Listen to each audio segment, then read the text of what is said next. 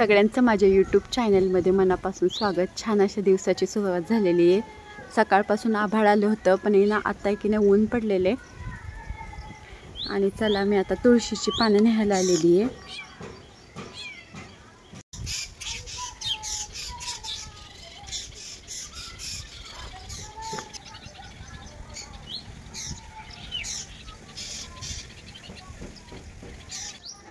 तूप बनवायचं आहे त्यासाठी तुळशीची पानं न्यायला आलेली आहे।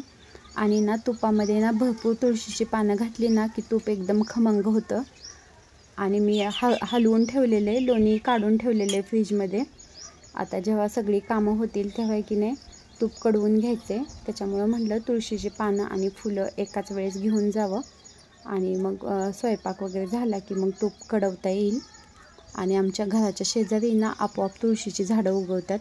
म्हणजे पहिल्यापासूनच रान तुळशी आणि ह्या अशा तुळशी, म्हणजे तुळशीतही दोन प्रकार असतात तर अशा दोन्ही प्रकारच्या तुळशी आमच्या घरा शेजारी उगवतात। ज्यांची पाने हिरवी असतात तेही उगवतात आणि की नाही जे तांबड्या पानाच्या असतात तुळशी, तशी तुळशी उगवतात। त्या रान तुळशी म्हणतात त्याला। आता जरा कमी झालेले आहेत कारण तणनाशक मारायला लागल्यापासून तुळशीची झाडं जरा कमी झालेली आहेत। घरा शेजारच्या मोठ्या मोठ्या आलेल्या तुळशी उपटून काढाव्या लागतात, अक्षरशः इतक्या तुळशी उगवतात।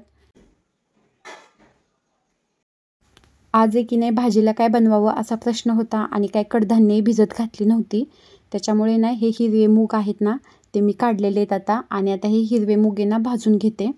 पहिल्यांदा धुवून घेतलेले आहेत, आता हे भाजून घेते।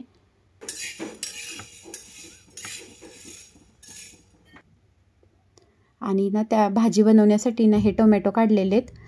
तुम्ही टोमॅटोचे बी काय करता, म्हणजे मी तर हे टोमॅटोचे बी काढून त्याची रोपं बनवत असते टोमॅटोची।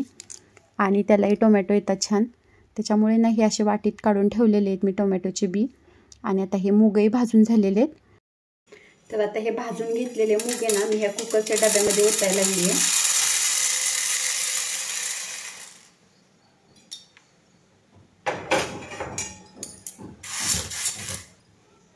आणि ह्याच्यामध्ये मी आता ओतलेले हे पाणी, नंतर हे टोमॅटो, हा कच्चा कांदा आणि हे मीठ, थोडीशी हळद 3 शिट्ट्या देऊन घेते। हिरव्या मुगाची भाजी बनवण्यासाठी मी ही घेतली आहे कोथिंबीर, त्यानंतर हा आल्याचा तुकडा, हा लसूण आणि ही जाड शेव घेतलेली आहे। जाड शेवेमुळे भाजीला चवही चांगली लागते आणि भाजी घट्टही होते, त्याच्यामुळे ही जाड शेव घेतलेली आहे थोडीशी। आणि हा कांदा आणि नारळ जो भाजलेला आहे तो आता मी ह्याच्यामध्ये टाकून घेते। तोपर्यंत इकडं कुकरही थंड झालेला आहे।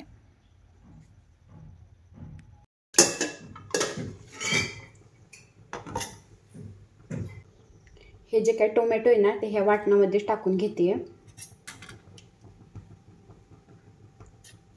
आणि हा कांदा जेवढा येतोय तेवढाही वाटणामध्ये टाकून घेते। कढईमध्ये मी आता तेल ओतलेले आणि त्याच्यामध्ये आता फोडणी देऊन घेते। त्यासाठी टाकलेली ही मोहरी आणि मोहरी अशी छान तडतडली आहे। आता त्याच्यामध्ये टाकलेले हे जिरं आणि हा फोडणीसाठी कांदा कापला होता ते टाकून घेते।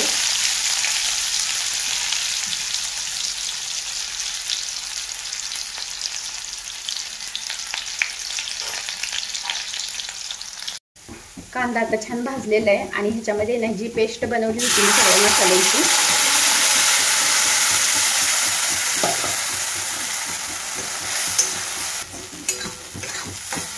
आलं, लसूण, टोमॅटो, कांदा, सगळ्याच मसाल्यांची जी पेस्ट बनवली होती ती आता टाकून घेतलेली आणि छान तेल सुटेपर्यंत आता ती भाजून घेते। वाटण छान तेल सुटेपर्यंत आता भाजलेले आणि त्यात तिखट टाकून घेते। घरी बनवलेले हे तिखट आहे। आणि मी उकडताना मुगामध्ये की नाही मीठ टाकलेले आहे, त्याच्यामुळे थोडंसंच मीठ घातलेलं आहे मी ह्याच्यामध्ये। आणि हा थोडासा गरम मसाला। मूग शिजवताना मी हळद घातली होती पण तरी आता फोडणीमध्ये थोडीशी हळद घालून घेते। आणि ना आता ह्या ग्रेव्हीमध्ये ना हे उकडलेले ना मूग घालून घेते.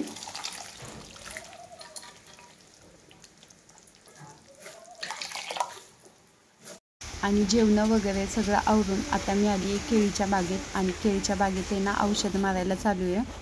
डास खूप झालेले आहेत त्याच्यामुळे औषध मारायला चालू आहे.